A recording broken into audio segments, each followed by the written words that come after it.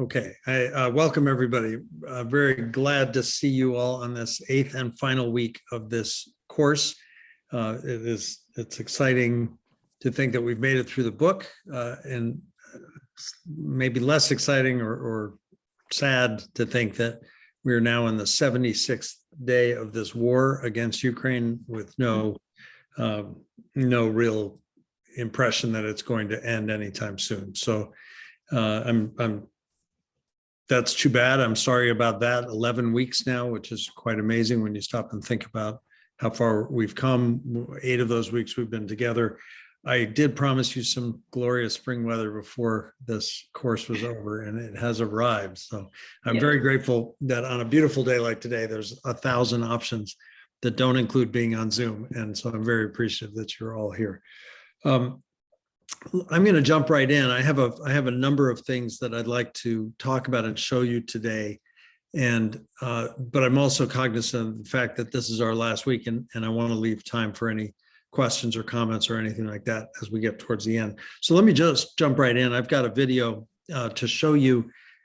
I've had a good time over the course of the last 2 months finding different videos that I hope will be I hope are as interesting to you as they are to me. Last week when we left off, Mr. Putin was singing Blueberry Hill, and I want to just show you one more example. This comes from Fareed Zakaria's show.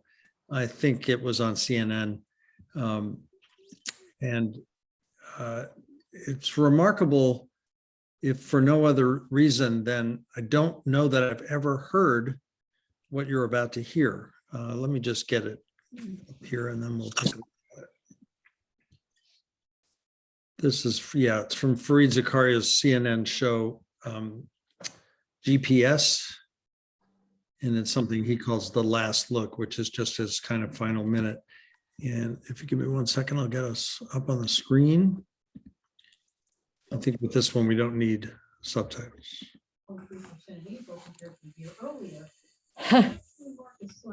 Now for the last look.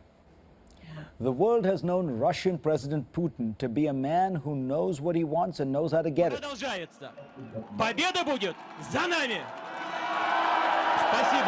He certainly is not the shy and retiring type. That's why earlier this week, I was surprised to see this. Not once. Surely, time has come to change this. It was Putin asking very nicely and gently for the World Expo to be held in Russia in 2020, please. But in all this time, Russia has not hosted the World Expo. Not once. Having sat with him at close quarters, I was stunned by this Putin. He seemed so soft and tame. Perhaps it was because, uncharacteristically, he was speaking in English. Now, to be fair, at least he can speak English, and quite well. Completely free of charge. Very few American or British leaders can speak any language other than English. Remember Newt Gingrich's bilingual apology a few years ago? A la comunidad latina. Y espero que acepten este comunicado. Or here's President Obama trying his hand at Hebrew. Tov lehiyot shuv ba'aretz.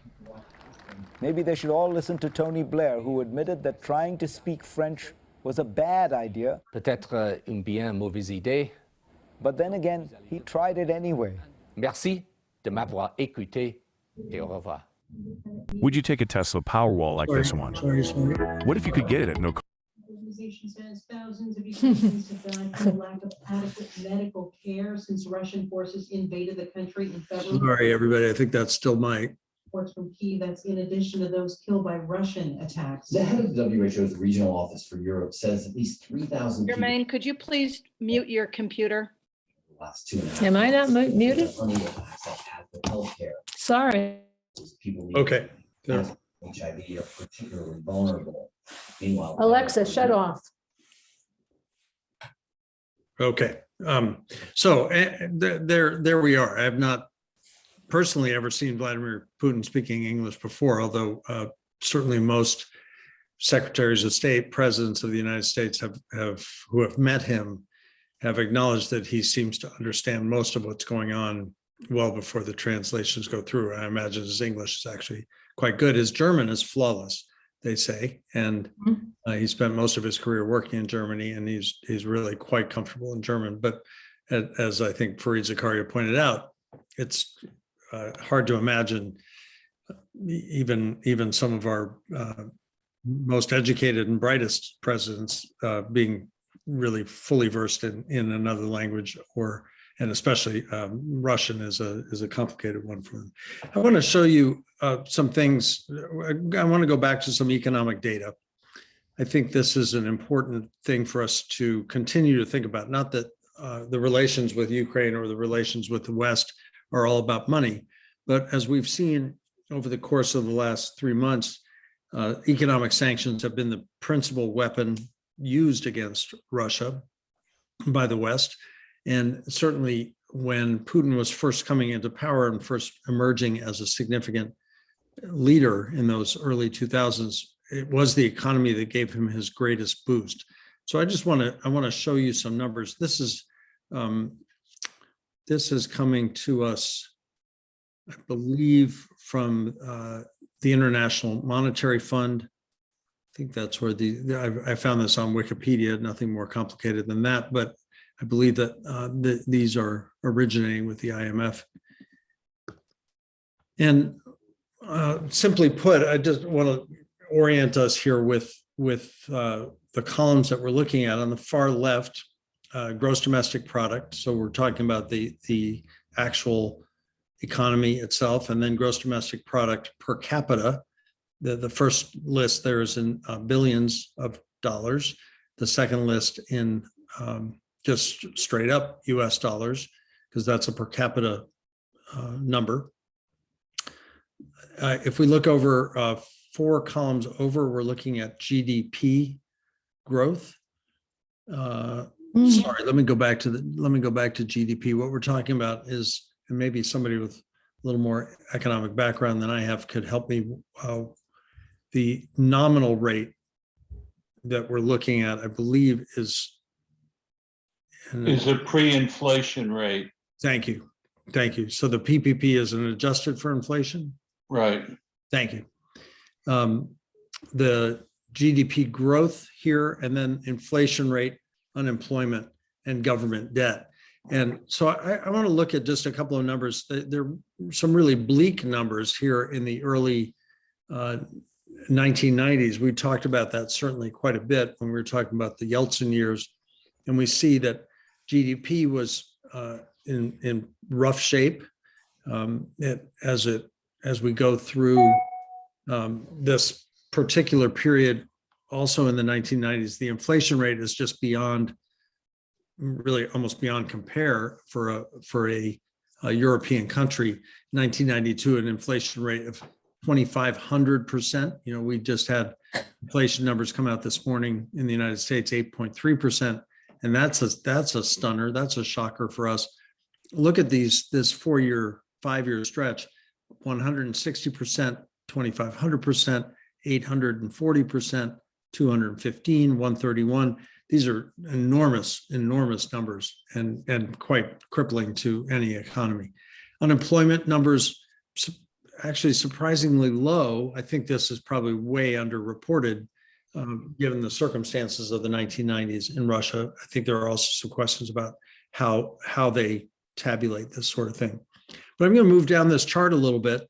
And here in the middle, the 2000 to really 2013, we can talk about 2009 here for a minute, or in a minute, but basically from the time that Vladimir Putin comes to power on New Year's Eve 1999 until 2014, the annexation of Crimea, we see significant growth. In fact, every year except 2009 is a good year.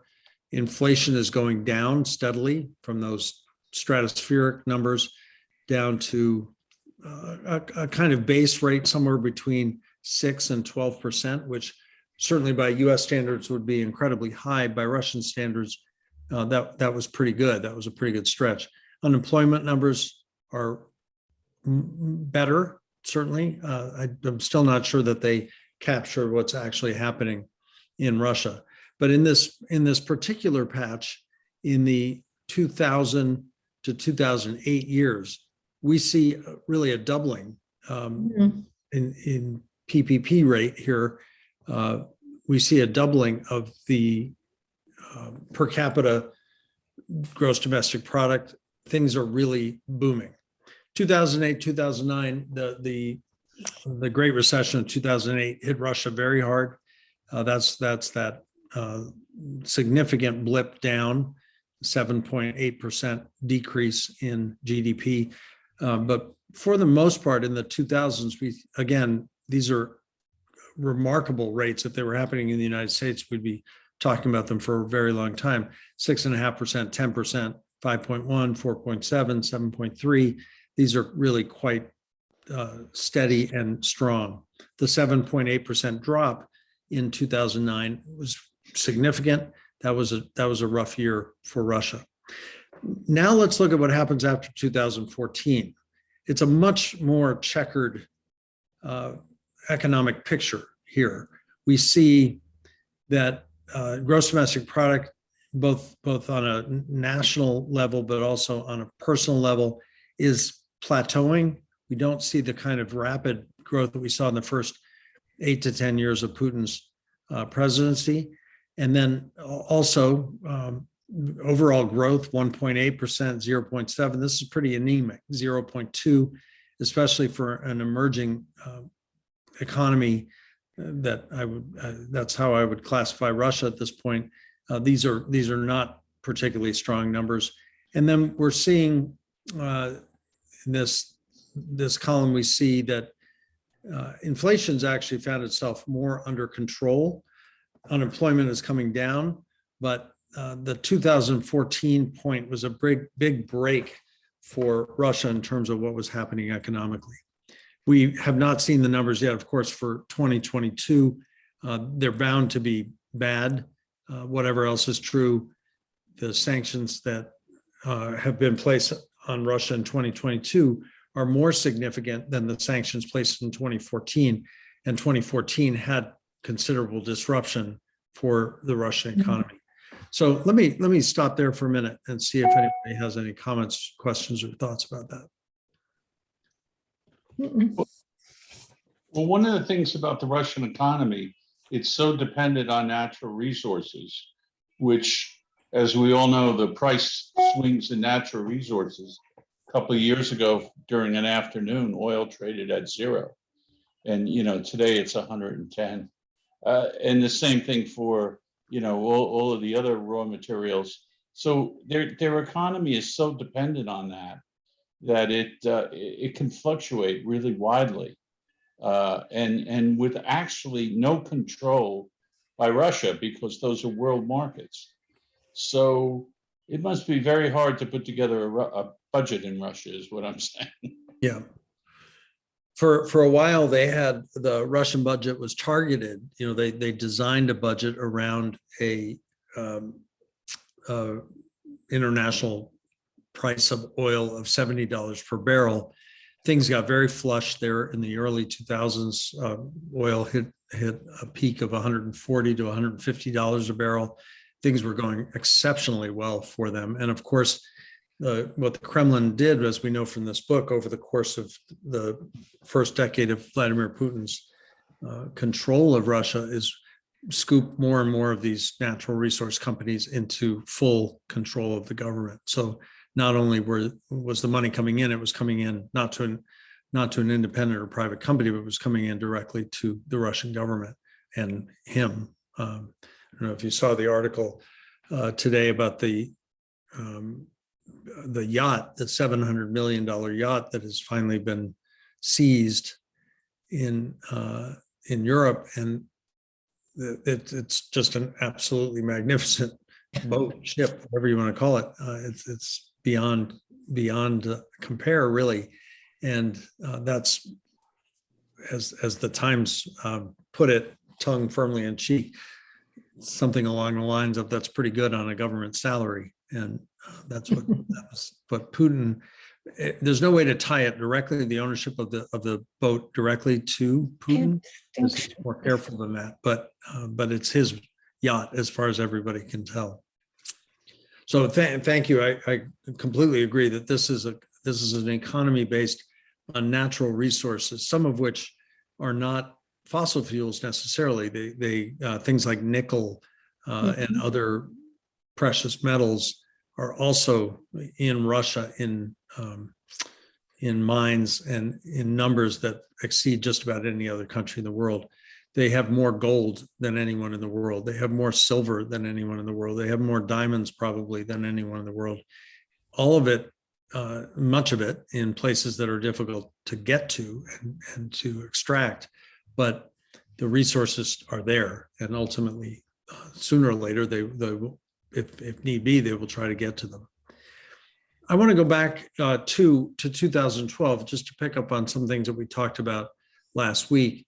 In particular, this moment when the transition, I think it's a really important moment in Russian history, when Medvedev and Putin made the decision, agreed in September 2011 to switch back, that Putin would run for president and he would be allowed to come back to the presidency. Medvedev was seen by most figures in the West and even inside Russia as being more progressive, more possibility of compromise, and more of a sense that he could be a leader of a quote unquote normal country, if you will. And that came to no fruition. Not only did they make this agreement that Putin would run, but by that point, they'd already they had changed the constitution to allow Putin to run for a 6-year term. He won in 2012. He won in 2018. I would have said a year ago, there's no question that he will win again in 2024. They've now lifted the as I've said before, the requirement for only 2 consecutive terms. It'll be interesting to see how this all plays out. I think he's still leading in the polls, if we can say it that way. But there is at least some question if there's any semblance of democracy left in Russia, and I'm not sure that there is. But if there is, then who knows? 2024 turns out to be a much more interesting year than we might have expected. So if you can hold on one second, I'm going to find this. I want to show you some protests. The other major thing that happened is there was reaction in Russia in 2012 to the announcement, as I showed you pictures last week of my students and I, or pictures of my students and me walking through a protest in Moscow, very tame protests. Some of the protests in 2012 were not tame, and in fact scared Putin and scared the Russian government. Enough so that I think what we're seeing this year in 2022 is a sharp reaction to that 10 years ago kind of protest. They're not allowing anything like remotely like this to take place these days in Russia. So if you just give me a moment, I'll get this up on the screen.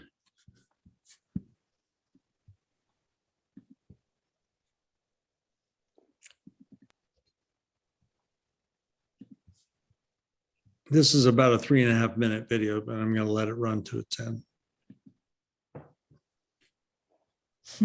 Russia's riot police, famous for cracking heads, were out in force, but this time showed remarkable restraint, an indication perhaps of how worried Vladimir Putin and his ruling motherland party are by the protests. Tens of thousands voiced their anger over alleged election fraud last weekend, which saw Mr. Putin's party win almost 50% of the vote, setting the stage for his probable return to the presidency next year. And in Russia too, the protesters were armed with the modern equivalent of the pitchfork and the Molotov cocktail.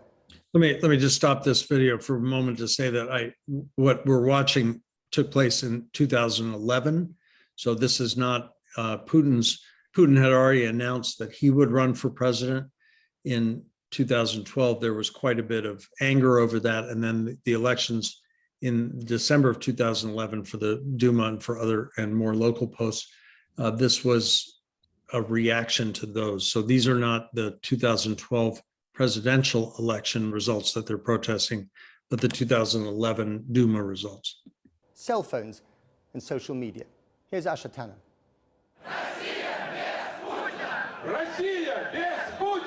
It's a public outpouring on a scale that's not been seen in Russia for 2 decades.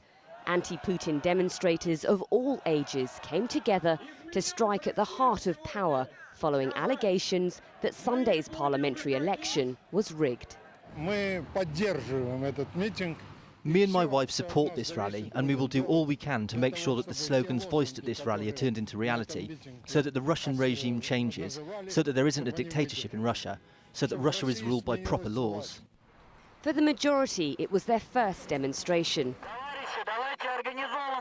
Under the watchful eye of the Kremlin, just a stone's throw away, this unprecedented rally, which started this morning on the Moscow River, was not just calling for a new and fair election, but it proved to be a catalyst for the brewing discontent felt over Vladimir Putin's regime.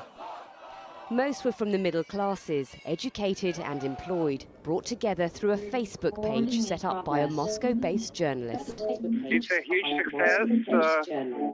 I think we clearly delivered the message we wanted to do. Everything went peacefully, no violence.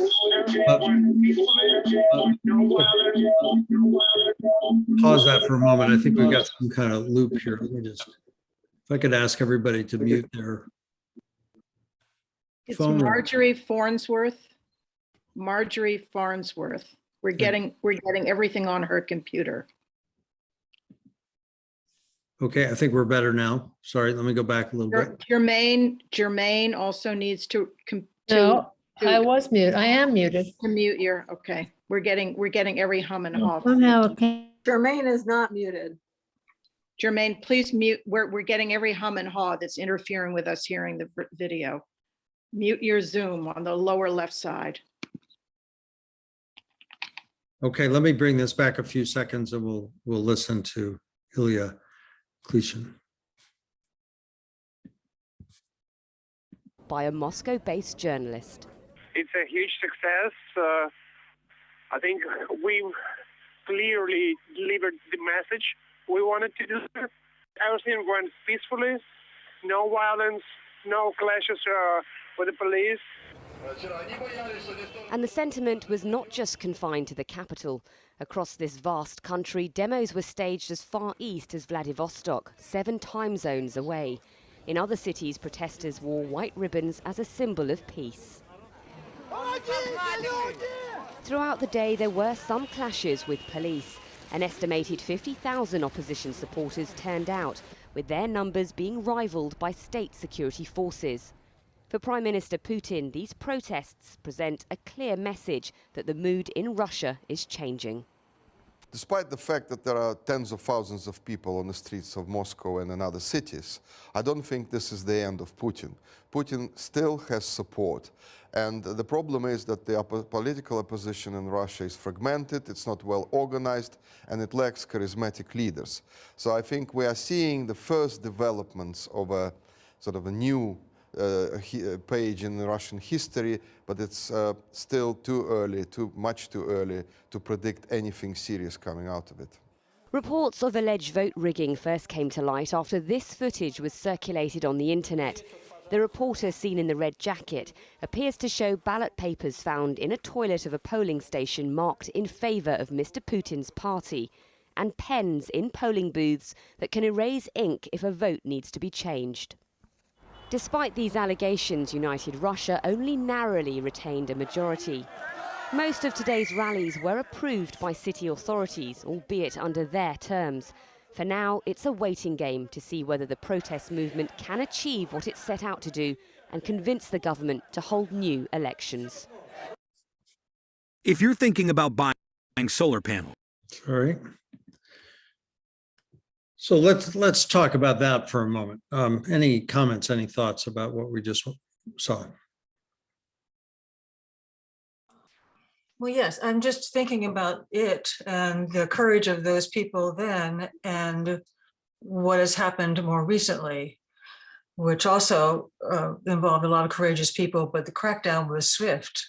And so we're not seeing those crowds. In fact, as we understand, they seem to, they're either pretending or they're believing what they're hearing from the government.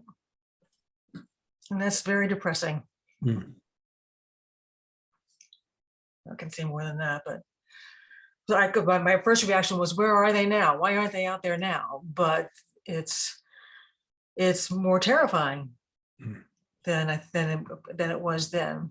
They were so new and so fresh and so full. It certainly is reminiscent of protests of the Vietnam War. I mean, there were a lot of fresh people out there believing in the cause, and so I'm just struck by the not naivete, but the conviction of them then, and now that's sort of resolved that they can't do anything, or so it might seem. I don't know if I'm being too general or not, but that's my reaction to that anyhow. Yeah. Other comments, other thoughts? Well, I was thinking the same thing. I immediately started thinking they can't do that anymore, can they? I mean, it's when you talk about elections in 2024, I mean, is anybody going to survive that decides to run? Will they still, or will they all get poisoned? Frightening. Yeah.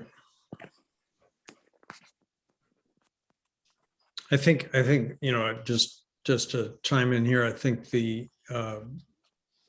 I think that's absolutely right, that we are witnessing a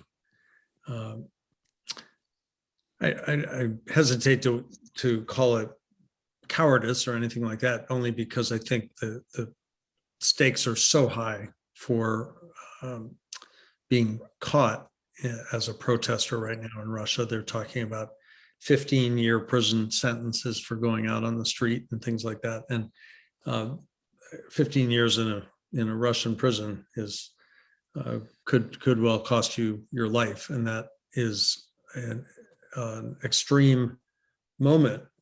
And I think in addition to this, just the lack of information that so many Russians have, they're not witnessing what we're witnessing on a regular basis, and they're being told that what they are witnessing, if they see it through the internet or other means, that they're all lies, that it's all distorted and not true.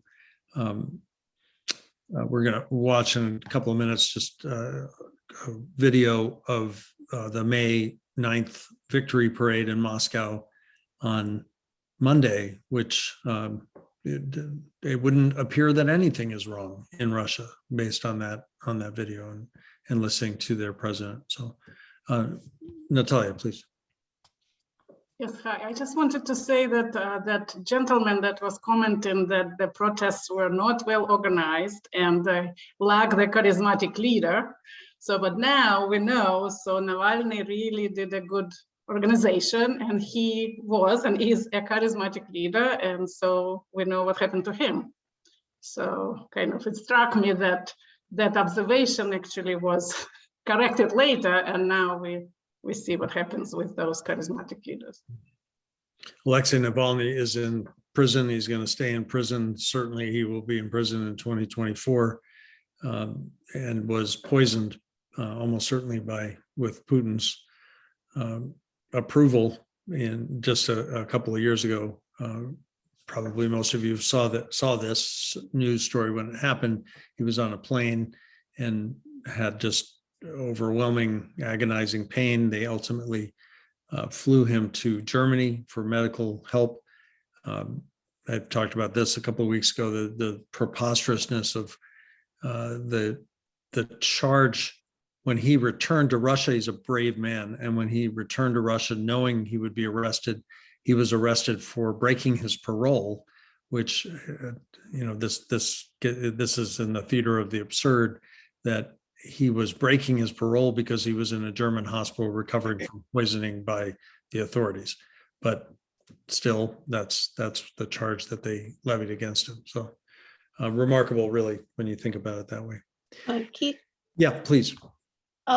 The other thing that is so frightening is the fact that the Russian Orthodox Church seems to be completely under the control of Putin. I mean, he I believe, you know, makes the appearances of attending I don't think he really makes the appearance of being a religious man, but he certainly makes the appearance of attending. But I do think that's something that must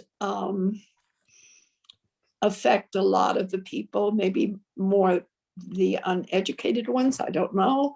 But certainly the control of the church is an issue in Russia too. Absolutely. In fact, I want to show you this, and excuse me, my phone, my landline phone is ringing across the room, so it'll stop in a moment. But I just want to show you this photograph that was in the reading actually last night. Let me see if I can get this on the screen right now. And it's one of those moments that where, as we were listening to the patriarch of the Orthodox Church talk about life in Russia, etc., they included a photo of him. And I want to just see if I can zero in the photograph. They had airbrushed out, or sorry, let me get rid of this. They had airbrushed out the watch that he was wearing, apparently a $39,000 watch, but it shows up in the reflection on the table. And so this is on the right-hand side, the original picture, there he is, this man, this patriarch of the Russian Orthodox Church, wearing a $40,000 watch, which they were aware of enough that they got rid of it in the picture that was published in the newspapers. Maybe he should hire some of those Ukrainian tech guys. Yep. All right, let me move on now. And I'm sorry, I know I'm running through a bunch of things fairly quickly, but I want to make sure that we cover some important things. I now, and I don't mean to keep going back to videos, except I think that these are well documented and important moments over the course of the last few years. I want to talk about 2014 and the annexation of Crimea. In the book, Stephen Lee Myers actually gives us a relatively quick overview. I don't think he spent nearly as much time on this, for example, as he did on Putin actually coming to the presidency in the first place in 1999. But this is a really pivotal moment. 2014, the Olympics have been held in Sochi in Russia. The timing is eerily similar. There were protests in Ukraine. There was street protests and so on against the government. And Putin decides at the end of February in 2014 to make a move that he'd been wanting to make for quite some time. Crimea is complicated. Let me show you a map. Give me just one moment. We've looked at this before, but I think I've found maybe a better map. I'm sorry, that's not what I meant to do.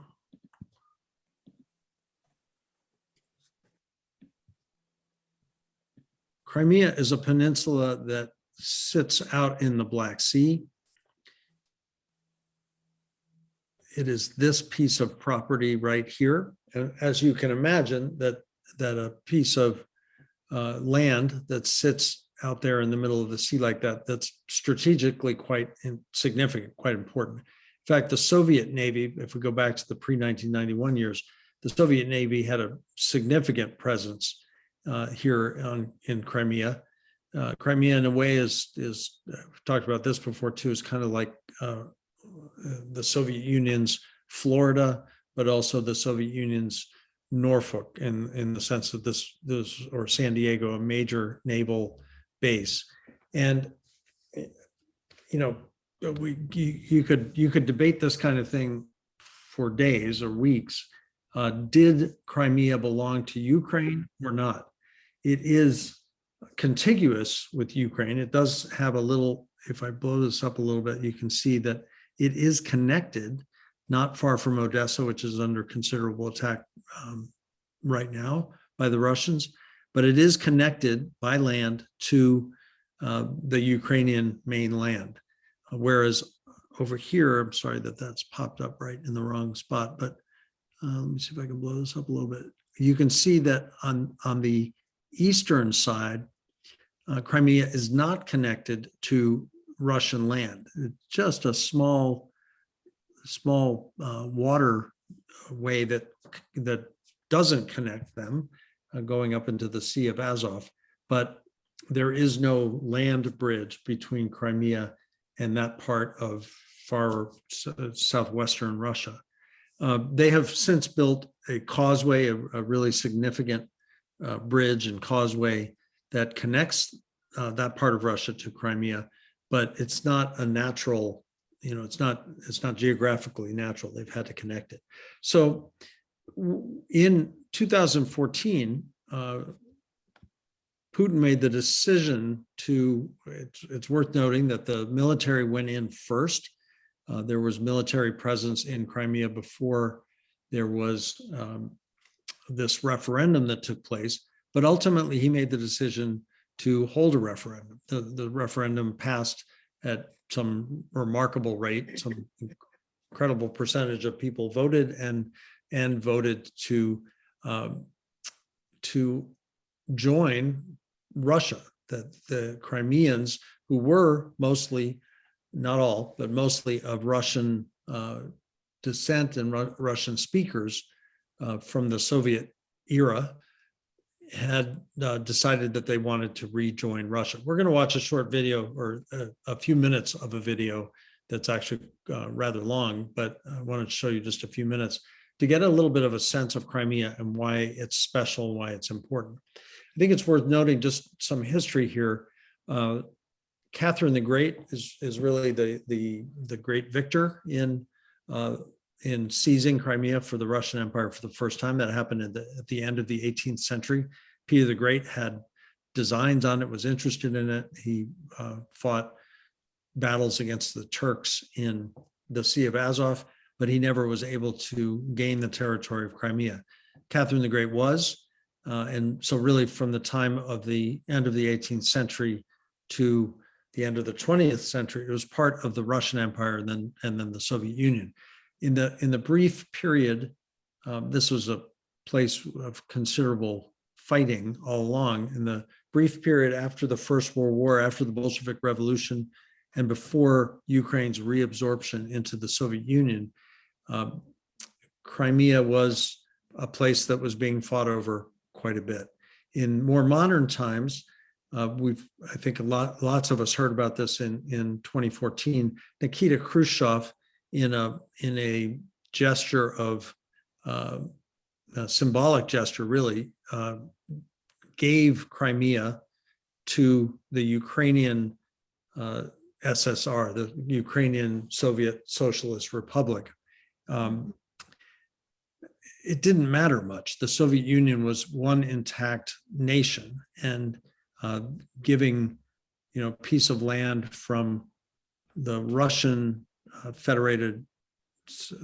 Soviet Federated Socialist Republic to the Ukrainian Soviet Socialist Republic was a little bit like saying the panhandle of Florida would go to Alabama instead of belonging to Florida, something like that. It was not an enormously consequential thing. It was going to remain part of the same country, and certainly the Soviet Navy was going to continue to use it as its significant base. When the breakup of the Soviet Union took place, then there was rather heated discussion about what did this mean? What does it mean for a place like Crimea that had considered itself Russian? Most of the people considered themselves Russian, but was now a part of an independent Ukraine. And the world recognized it. If you look at any map published in the United States or the European Union, Crimea, for the most part, I think even today, remains either the way we just saw the map with sort of a ambiguous nationality, or it's shown as part of Ukraine, not as part of Russia. The Russians, of course, don't see it that way at all. As far as Russia is concerned, Crimea is completely Russian now, and there is no dispute about that from their perspective. Whatever's going on in Ukraine does not include Crimea from their perspective. That's a different issue. Let me take a question there or comment, Sharon, please. I'm sorry, but what year did you say that Crimea was handed from Russia to Ukraine? I want to say probably something like 1955, 1956. I'm not 100% sure. It was Nikita Khrushchev who did it. And he was in effect in a position of power from about 1954 to 1964. So Thank it was you. sometime in that decade. Kathy, please go ahead. Keith, theoretically speaking, what happens in the future if a foreign leader such as Putin annexes a country such as the Ukraine, and the people of the Ukraine don't wish to be part of the Soviet? What would happen in the future? Would there just be continuous fighting? I think so. I mean, I think what's distinct here is that, and we'll see some of this, and there's some interviews in this video with people who live in Crimea. In fact, the video will begin with a uproarious celebration that Crimea is now going back to Russia. You don't see that in Ukraine at all, of course, I'll take that back. In some of the Donbass region, there is also popular support for joining Russia. That's a very small sliver of what we're witnessing in Ukraine right now. The vast majority of the country, all the places that we've been reading about the last 3 months, Mariupol, Kyiv, Lviv, Odessa, these are places that have no interest whatsoever in joining Russia. They are going to fight this. We've witnessed that they're going to fight this tooth and nail. And I don't see that they'll ever stop fighting it. There could not be a referendum the way we saw in Crimea. So I think the situations are actually quite distinct from one another. Crimea, there is some, I remember speaking to a man who had worked for a number of years at the United Nations, a diplomat now living in Connecticut, and he came to my Russian history class a few years ago here at Hotchkiss. Quite reasonable man, very thoughtful, very progressive in his thinking about any number of issues, and had decided after his retirement to stay here in the United States, and was not somebody that I would call, he wasn't working for the Russian government.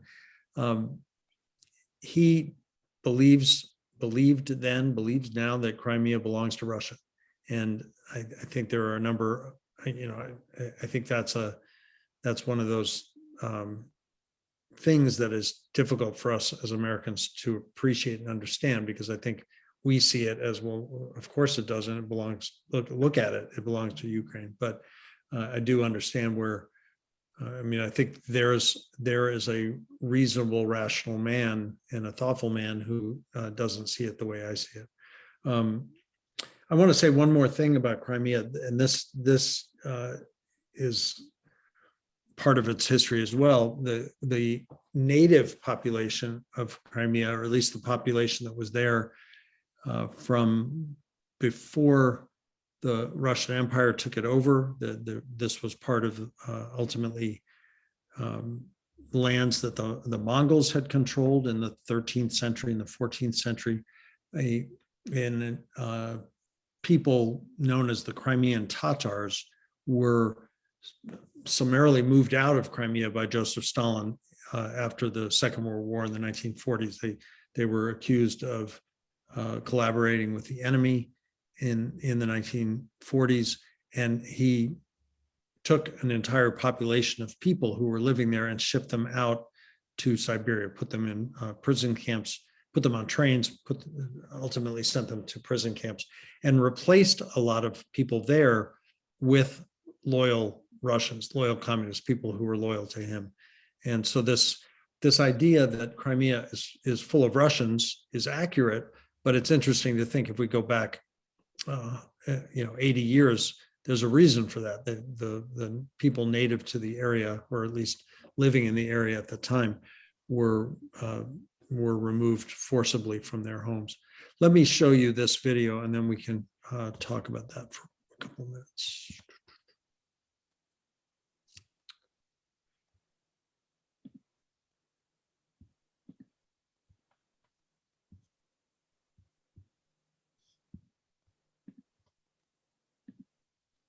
I am grateful for Zoom. I'm not sure I'm quite sure we could not have done this without it, but sometimes it is a little hard to manage. Let me take us back to the beginning here. This comes from Vice, an HBO show, and this was produced, I think, in 2014, maybe 2015.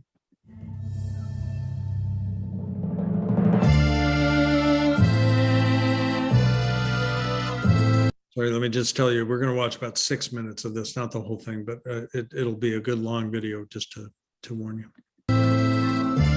Я русская, а это значит во мне мятежная душа.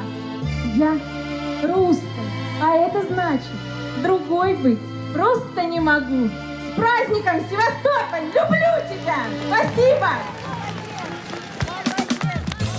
This is Crimea in early 2017, nearly 3 years after the Russian takeover. It is the day of the founders of the fatherland. In other words, a very patriotic celebration, particularly for the people of Sevastopol who use this day to celebrate their pride in Russia. Люди не понимают, что действительно происходит. Люди думают, что мы здесь в оккупации. Как мы можем находиться в оккупации, если мы сделали свой выбор за возвращение домой, в Россию? Нам силу дает наша верность отчизне. И наши мысли, и наше будущее должны быть с Россией. In a controversial referendum, over 95% of Crimeans voted to join Russia in 2014. Though the annexation and the referendum are not recognized internationally, many of the Crimeans we met were eager to obtain their Russian citizenship. Что ты россиянин, еще подтверждают наши паспорта, что мы действительно стали россиянами, настоящими. A lot of Crimeans are hoping for a return to the peninsula's glory days, when it was known as a popular tourist destination for Soviet elites, vacationing along the Black Sea coast. This is a real B&H customer story. Okay, we checked all 4 systems and keying was a go. The B&H... Sorry, everybody. We're in the southern town of Alushta, which has seen a massive amount of development over the last 3 years. That's largely thanks to Mr. Alexander Lebedev. Lebedev is a Russian billionaire with a combative reputation. He spotted an opportunity for an energetic tycoon like himself. You're building a church, you're building a theatre, you're building a clinic, you're building hotels. Yeah. You own pretty much all of this then? Yeah. This is an investment of about 200 million euro, dollar, it's whatever. And I've never picked up a penny of profit. I love the place and I treat it as a mission. I picked up a few missions in life. It's always better to put some butter. Some butter? I'm sorry, I'm such an amateur. Why is it that Russia is so focused on developing Crimea? Well, I have no doubt that Putin is very much interested to show results in Crimea. That's beyond any doubt. But he has something to prove here. No, the whole Russian nation has something to prove here. And what is that they need to prove? That they'll be running the place much better than it was run by Ukraine. Ukraine neglected completely Crimea. And so what the Russians are doing, they're investing 10 times, 20 times more money into infrastructure, even putting back all of the tourists within such a short period of time. The projected boom in tourism that Russia's support would bring excited a lot of local business owners. People like Oleg Zubkov, who runs a safari park. Это как раз есть референдум и весна, те знаменитые тигры, которые родились в ночь, когда крымчане голосовали. Это была дань тем патриотическим чувствам, с которыми мы встретили переход Крыма в состав России. Изабелла, мы должны быть together, вместе. Together. Are you sure? Yes, that will be. Oh my God. I hear that you wanted these beasts to play a role in Crimea's return to Russia. Да, это правда. Если бы эти львы вышли на внешние границы, то они воевали бы с украинскими националистами, которые, хотели нас, русских, побить, там, изничтожить. Иди ко мне, мой хороший. То ведь вы боитесь немножко львов? Также и бандеровцы, по моему убеждению, должны были испугаться львов. But Zubkov's initial enthusiasm for a Russian Crimea soon turned to disillusionment when his business began to suffer. How much is your business down by? Сегодня осталось от того объема, который был в украинском Крыму, 1/3, и она продолжает уменьшаться. Why do you think that is that tourist numbers are down? Ну, во-первых, мы полностью лишились украинского потока. Сегодня всего этого нет. Крым находится в изоляции и находится под достаточно жесткими санкциями. More worrying than the dip in tourists, though, is the fact that Crimea is running dry. In large part because in 2014, Ukraine dammed the North Crimean Canal, which previously provided 85% of the peninsula's fresh water. Это было огромное водохранилище. Сегодня воды от прошлого водохранилища осталась маленькая лужа. Вот, и этой воды нам не хватит и на 1 месяц. Я думаю, что будут страдать очень многие и жители городов, если проблему правительство не решит за счет других водохранилищ. But the Kremlin says it has a solution to the water problem, the tourist problem, and just about every other problem in the peninsula. The Kerch Bridge. We visited while construction was still ongoing. We're standing on the biggest bridge in Russian history. It's going to be 12 miles long. It stretches all the way from Russian mainland, which is just over there, to Crimea. President Putin triumphantly opened the mega project earlier this year. Это замечательный результат, который делает Крым и легендарный Севастополь еще сильнее, а всех нас еще ближе друг к другу. Now that Russia has further cemented its grip on Crimea, both physically and symbolically, we traveled to Ukraine's capital, Kiev, to meet the people still pushing for reunification. So I'm going to stop us there. I do recommend, if you're interested in this, watch the whole program. It becomes much more interesting in terms of thinking about what the Ukrainians' perspective on this is as the video moves forward. So it's worth thinking about. It's called Putin's Crimea on Vice. And I think if you go to YouTube, you would be able to find it pretty easily. Here we are, right? This moment, I think about what happened here in Crimea in 2014. There's another really sharp moment in the spring of 2015 that brought into relief just how stunning Putin's desire for power was. There was a man named Boris Nemtsov who was actually somebody who worked in the Kremlin, who was an advisor and a Putin guy for a long time. Decided he had been elected to the Duma. He decided he would push back against some of what was going on. I think the 2012 protest suggested to him that maybe there was room to run against Putin for president. He had name recognition. He was someone of considerable note. He was gunned down in Moscow in 2015. Very strange circumstances, as most of these poisonings and attacks have been, where there were cameras all around. I mean, he was killed on a bridge over the river just outside of Red Square, just outside of the Kremlin, really hundreds of yards away from the Kremlin gate on Red Square. And a truck moved between the cameras that are all over the place in downtown Moscow and where he was as he was getting out of a car, an enormous truck that allowed the shooting to take place with no way to see it on camera. I don't believe anybody has ever been arrested for the murder of Boris Nemtsov. Be a little bit like, I don't know, I think about someone like Bobby Kennedy getting gunned down in 1968, and imagine that if that had remained just an unsolved murder or an unsolved attack. That's essentially, I think, what we have with Boris Nemtsov. And it's hard not to tie all this back to his break with the Kremlin, his willingness to be critical of Putin. He didn't last. So, I think this is all part of a longer story that I've been telling now for a few weeks. I do want to take a quick moment and look at this video from Monday. I think we have an opportunity to look at two things. One is the actual victory parade itself. Probably a lot of you saw this on the news. I pulled this off of NBC Nightly News, so nothing all that hard to find. right now. And then I want to watch for a couple of minutes what Putin himself said at that event. And then I think it also will slide us into what Zelensky said on the same day, what Volodymyr Zelensky said in Ukraine, because of course, May 9th is the celebration for all former Soviet republics of the end of the Second World War. The US and the Western Allies celebrate VE Day on the 8th of May.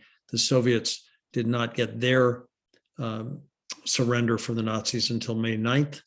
And so that's the day that it's celebrated. And it's celebrated just as much in Ukraine as it is in Russia. This is a really significant day for both countries, because obviously the Nazi invasion, well, maybe not so obviously, the Nazi invasion of the Soviet Union included both countries. In fact, Ukraine was really ravaged by this. So let me just pull this up.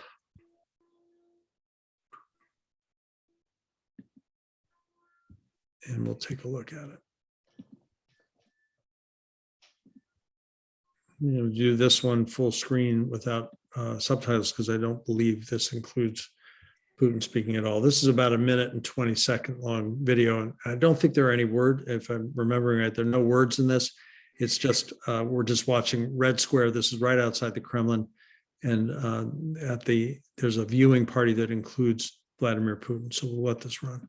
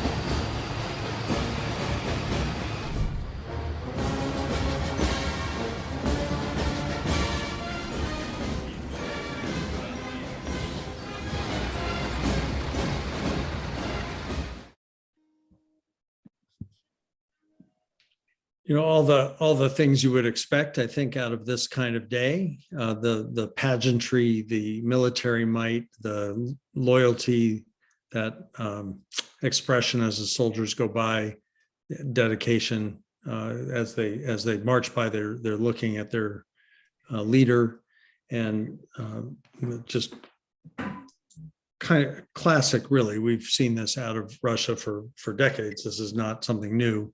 They do this really every year, but this year, of course, has a special significance. Let me pause there for a second.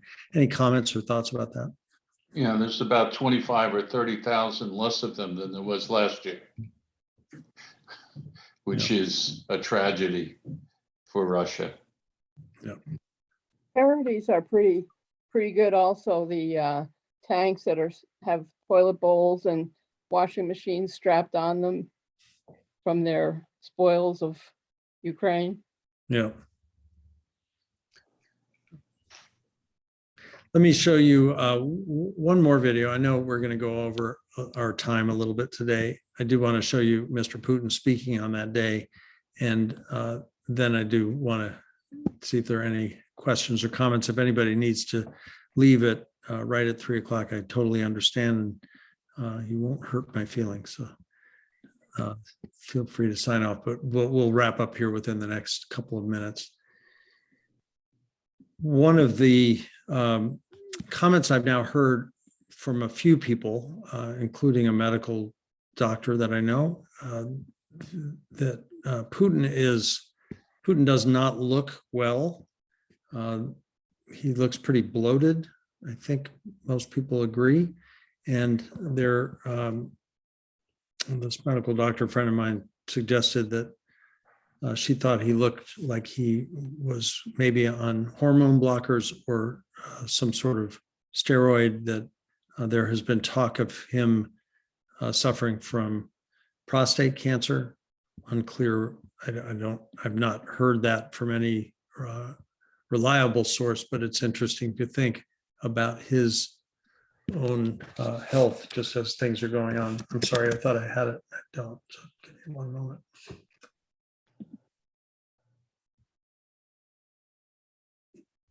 Cut it now.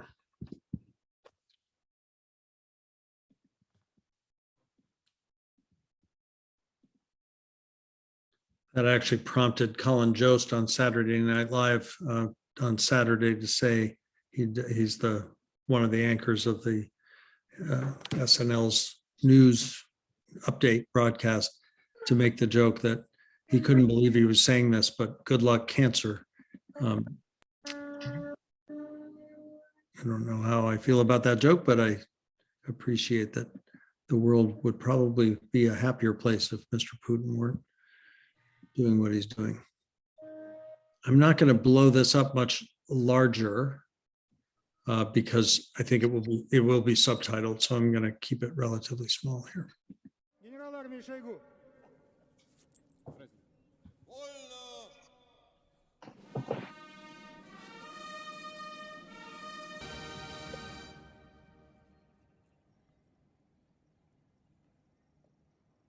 Россия всегда выступала за создание системы равной и неделимой безопасности.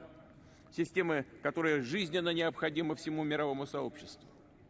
В декабре прошлого года мы предложили заключить договор о гарантиях безопасности. Россия призывала Запад к честному диалогу, к поиску разумных, компромиссных решений, к учету интересов друг друга. Все напрасно. Страны НАТО не захотели нас услышать. А это значит, что на самом деле у них были совершенно другие планы. И мы это видим. В открытую шла подготовка к очередной карательной операции на Донбассе, к вторжению на наши исторические земли, включая Крым. В Киеве заявляли о возможном приобретении ядерного оружия. Блок НАТО начал активное военное освоение прилегающих к нам территорий. Таким образом, планомерно создавалась абсолютно неприемлемая для нас угроза. Причем непосредственно у наших границ. Россия дала упреждающий отпор агрессии. Это было вынужденное, своевременное и единственно правильное решение. Решение суверенной, сильной, самостоятельной страны. Уважаемые товарищи, сегодня ополченцы Донбасса вместе с бойцами армии России сражаются на своей земле.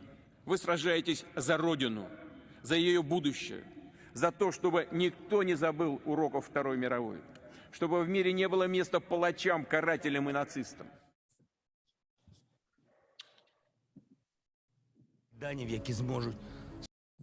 And I am going to give the last word here, at least in terms of video, to President Zelensky, who also, we'll see, gave his own Victory Day speech, also running about 2 minutes. Скувати наш вільний дух. Нема окупанта, який зможе прижитись на нашій вільній землі. Нема загарбника, який зможе панувати над нашим вільним народом. Рано чи пізно Сьогодні ми відзначаємо День перемоги над нацизмом. І нікому не віддамо ані клаптика своєї історії. Ми пишаємось нашими предками, які разом з іншими народами у складі антигітлерівської коаліції перемогли нацизм. І ми нікому не дамо анексувати цю перемогу, не дамо її привласнити. Наш ворог мріяв, що ми відмовимось відзначати 9 травня і перемогу над нацизмом, щоб слово денацифікація отримало шанс. 24 лютого Росія почала наступ на ті самі граблі. На них наступає нога кожного окупанта, який приходить на нашу землю. Ми пережили різні війни, але всі мали один фінал. Нашу землю засівали кулі і снаряди, але жоден ворог не зміг пустити тут коріння. Бо хтось воює за батюшку царя, за фюрера, партію і вождя, а ми за батьківщину.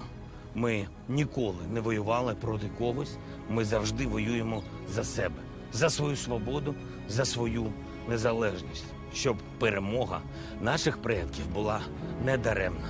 Вони бились за свободу для нас і перемогли. Ми б'ємось за свою свободу, за свободу своїх дітей, а отже переможемо. І зовсім скоро в Україні буде 2 дні перемоги, а в когось не залишиться жодного. Перемогли тоді, переможемо і зараз. І Хрещатик побачить парад перемоги. Перемоги України.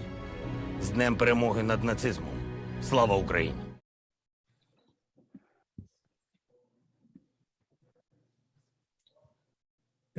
Nina, please, Yeah, if you. a marvelous difference between a pretend strong man and a real strong man. And of course, he has all the television production values that come along with his past profession. But one thing I wondered if you would comment on what happens in the future if Putin does pass away from whatever cause, natural or unnatural. Who takes over? My understanding is he hasn't announced an heir. So what happens both in Russia, but also if they're in the middle, if they are at the same time in the middle of a war? Yeah, I mean, I think this will be a filthy fight, and we see that oligarch that we saw in the video about Crimea. Moscow is full of those people. They're grimy, dirty, and they're all beholden to Putin. The one person with some experience and some possible political leverage here, I think, is Dmitry Medvedev, because he's been president before. He's certainly got name recognition. If Putin were to die, he would, by constitutional rationale, he would take over. It's, what's happening right now inside Russia and inside the economy of Russia is devastating, and ultimately, I think it would be certainly in Russia's best interest to pull out of this war. But we've seen any number of, it took the Soviets an additional, even after Brezhnev had died and they'd made their way through Yuri Andropov and Konstantin Chernenko and Mikhail Gorbachev, it still took Gorbachev 4 years to pull out of Afghanistan completely. The nature of war is that it's hard to extract yourself without simply saying we lost, and it's hard to imagine that Russia wants to be in that position. So I don't know. I think we'll be in for a magnificent fight internally in Russia, and what that means then externally, I think would be really interesting. But it would be hard to imagine that. It's hard to imagine that Russia stays with this. At some point, they're going to have to acknowledge that this was a terrible move, and they are going to start to pull themselves out of Ukraine. But I don't think that happens for quite some time. I think we're going to witness just this continuing bombardment of some parts of Ukraine, but also a continuing bombardment of Russian soldiers. And I think we're going to see lots more Russian death along the way, as well as Ukrainian death, of course. Rosina, please. Keith, could you comment on what I think was a young man who sent out an extensive piece on some sort of social media the other day and then escaped? What will happen to him? I just assume Putin will find him and he'll be killed. I mean, I think what, those acts of bravery, those moments of people who are willing, it's like the woman that walked across the news broadcast screen holding up a sign saying basically these are all lies. And these are remarkable moments of bravery. And I do think what we're on the one hand witnessing this monolithic, very powerful government. On the other hand, the Russian army, the Russian military has certainly been exposed as being pretty inept. And I don't know if the same is true. You know, they've got their hands full right now with all kinds of trouble. I don't know if they're in a position to hunt people down in quite the same way that they were. I think, you know, I look back on just a few months, Putin had gotten away with really the annexation of Crimea. That had been a success for him in 2014. And he was continuing to play the role in the world of somebody who sort of outsmarting the West and outsmarting NATO, outsmarted us in Syria, seemed to be signing more and more contracts with oil and natural gas, and was winning his game. This Ukraine decision was terrible from his own political and strategic point of view. This was a bad move, but we know if there's one thing we know about him from reading this book is that he is willing to take risks and he's unwilling to back down, and that's a scary combination. Rosina, I don't think I can comment more directly on that particular incident. I saw the headline, but I didn't delve into it much more than that, and so I can't comment. But I do think all of those people, you know, we're relying. If I go back to 1991, if I go back to the end of the Soviet Union, actually the 6 years under Gorbachev, people became more and more emboldened by the failure of the government to respond in the ways that everybody assumed that they would. You know, I think about, you go back farther in Russian history, the 1956 movement in Hungary, the 1968 movement in the Czech Republic. They were both, you know, clamped down on about as hard as could be imagined by the Soviets. But in the long run, they won. You know, in the long run, Hungary and the Czech Republic are independent nations. I think about Poland, the solidarity movement in Poland in the early 1980s. Another, you know, martial law was declared in 1981 by the Polish government. But in the long run, the Polish people are no longer part of the communist world. And so I think whatever else is true, Vladimir Putin turns 70 this October. He cannot live forever. Maybe he is sick, and maybe there is some hope. I don't think there's any hope. I'm sorry to say that anybody from inside Russia is going to arrest him or kill him or any of those things. I think I'm not hopeful on that front. But sooner or later, I think about Joseph Stalin while we're at it. You know, when he was 69 years old, he was a really scary man. By the time he was 74, he was dead. And we'll see. You know, we'll see what this all means. I want to thank everybody. I will give, if anybody has any last questions or comments, I'd love to hear them. But well, the comment you're making about the Hungarians and the Poles and whatever, they're not Russians, and that's the difference. I suspect, unfortunately, some form of this, but perhaps not as aggressive, will always be the type of government in Russia. There seems to be within the culture some desire for a strong man, and they sort of like this. And the trouble with a strong man, if you have any weaknesses, somebody else shows up to replace you. And I think that makes them more and more intolerant of any opposition. That seems to be the case. And the same thing, by the way, is true in China. Don't think otherwise for a minute. It's both countries.